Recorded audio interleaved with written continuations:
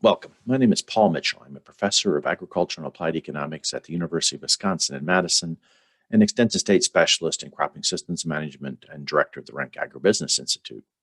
In this video, I'm going to create a new video that from a talk I gave as it says, November 12th, for ag lenders and other ag professionals. And it's going to be broken into two parts here. It's going to be an end-of-year review and then looking at some things farmers can do with extra money they may have this year. My goals are to look at that 2020 crop production year and really focusing in on corn and soybeans, our major crops.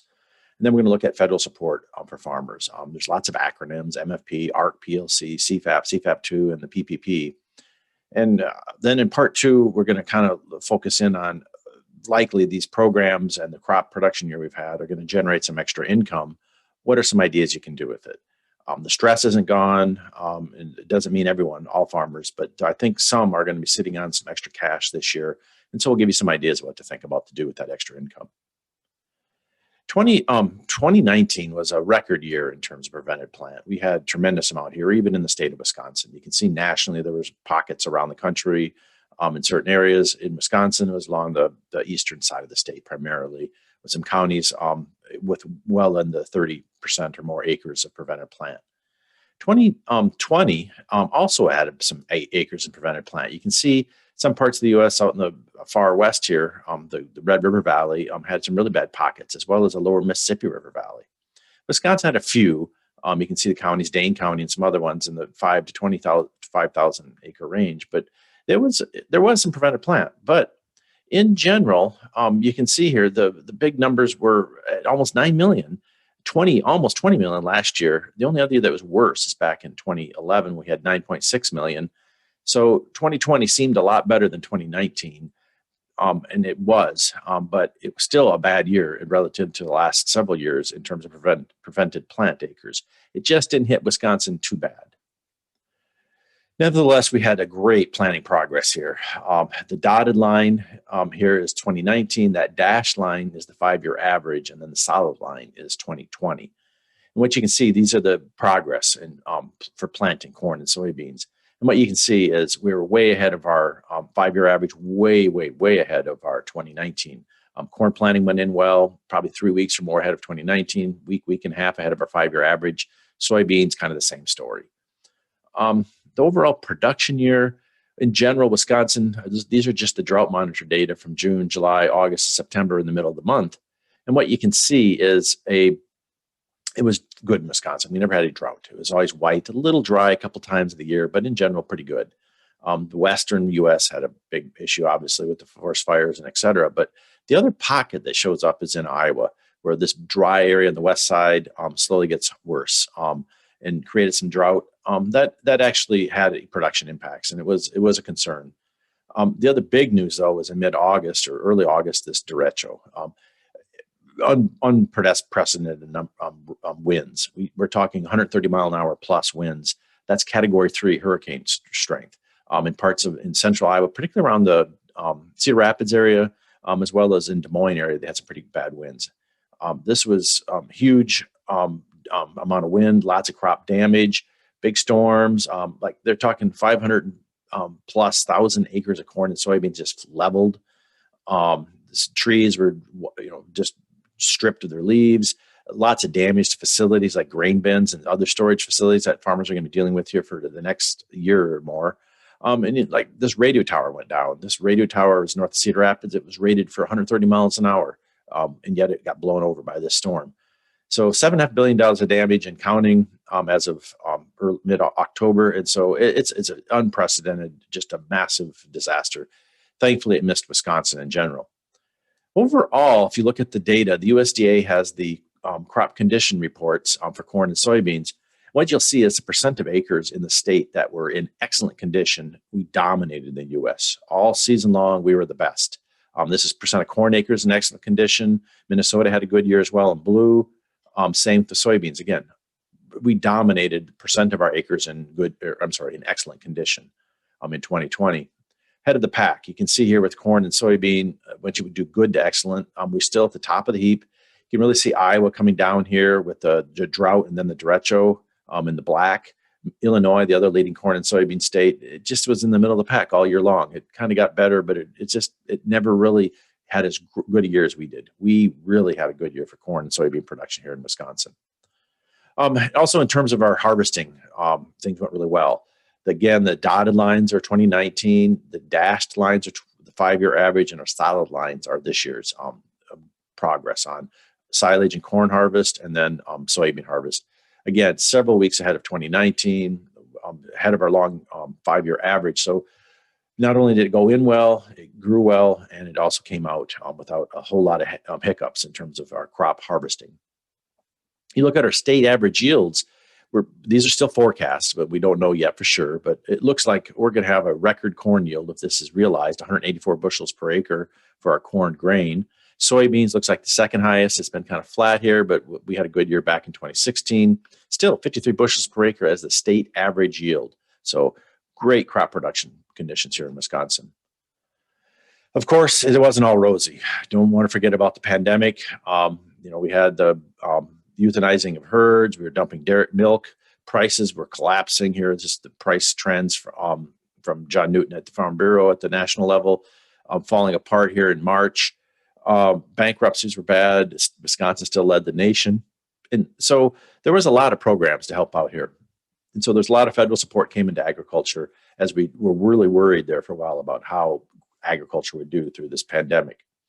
We have the 2018 Farm Bill payment programs, ARC and PLC, dairy margin coverage. We're out there making payments. We also had some ad hoc programs. The market facilitation program was still making payments for 2018 and for 2019 in the 2020 calendar year it came. And then there was also some payments for the 2020 Paycheck Protection Program, the Economic Injury Disaster Loan were all part of these new programs as a part of the coronavirus response, the CARES Act. And then we also had unemployment assistance that farmers were able to receive. And then in September, we had CFAP earlier than CFAP 2. These programs were bringing in money to help support farmers through this pandemic. Even the state of Wisconsin had Department of Revenue had a program to give money to farmers to help them through, because there were a lot of people concerned about the food system basically becoming inoperable or falling apart. So these are the ARC and PLC payments that came. Wisconsin, these would have come from the 2019 year. This would have come probably some in September, mostly in October of 2020, this fall, just a few weeks ago for some people. You can see Wisconsin had some mostly payments in these regions of corn and soybean production in the $1 million to $2.5 million range in most counties here in the state that received in the orange. Other parts of the country obviously had more. This is the CFAP program, the first round. This is as of September 13th, $520 million almost dollars. This is huge, more than Illinois was getting because CFAP paid a lot for dairy. This one really helped out with the dumping of milk and the problems we had in failures of the dairy system here as we calibrated, rechanged everything to the dropping institutional milk consumption in schools and hospitals and other places and moving towards at-home consumption. CFAP 2, this is the middle of October, or late October, I should say, another almost $80 million. Again, way higher than almost up there, more than, almost as much as Illinois, about half as much as Iowa. This one covered a lot of other crops and livestock as well. So again, we had a lot of money flooding into the state. This is a figure that shows the how much spending we've put on the farm programs, direct payments to farmers over the years from 1933 until the present. Just to put into context, this flood of money that we've had come in between ARC and PLC, but especially MFP, CFAP, DMC, all these other acronyms, PPP, EIDL, and PUA, just huge billions of dollars come flooding in. And this is as of September 2nd. September 18th, they added the CFAP 2 passed and added another, they're estimating $14 billion. That's this big red dot. So this was the data that's available as of September 2nd. These are the expected additions with CFAP 2. Billions of dollars pouring into agriculture. You look at net cash income now, this is what farmers are beginning. This is going back again to 1930 all the way up to 2020. You can see the big run up in high prices that we had there in the teens, with $7 corn and all that kind of craziness we had, and then the drop back off as those prices came back to more historical levels. But farm income really fell off there, and it's been a lean 3-4 years for a lot of farmers. This is where we are with net cash farm income. The big red dot is with that new influx of CFAP2 money. We're going to put us up here, pretty high, back to where we were in 2012, 13, 14. This different measure, net farm income, it's slightly different. USDA has both measures. The same main point. This would give us the third highest or second highest if it's realized, that big red dot with the new CFAP2 money. There's been a large influx of cash for farm support. This is the green line is without government payments, net farm income. The blue line is with farm payments. And then the red dot is with that CFAP2 money. And then the gray line is the 20-year average. And what you see here is farm income has been below our 20-year average for quite a while. Government payments have helped in 2018 and 19, especially this would be the ARC PLC, but Market Facilitation Program, MFP, would have paid off, especially in 2019. And then 2020, we had all those programs plus the CARES Act programs, plus the CFAP programs, CFAP2. We're going to be way up here. That's where our projections are. So it looks like farm income is going to be up from relative to previous years. And here's the other thing that's happening. This is from John Newton at the the Farm Bureau at the national level. These are prices in essence, different commodities here back to middle of March, all the way up to the early October here. What you can see is a lot of prices collapsed like we thought, and then there's been a recovery. Everything's up, and this is relative to March 12th. But you can see prices are up in a lot of these things. Markets were really rough there for a while. We didn't understand what this pandemic meant, but we're recovering.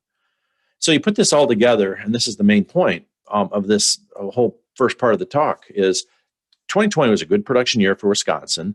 Federal income support has poured into agriculture at unprecedented levels. You got the farm bill, you got the trade war payments, you got the pandemic payments. Crop and livestock prices have rebounded. So many Wisconsin farmers are looking at a high income year potentially here after several years of tight money, tight margins, low income, and here comes a flood of money. What's a farmer to do? I think some farmers in the state are going to be spending some time thinking about that.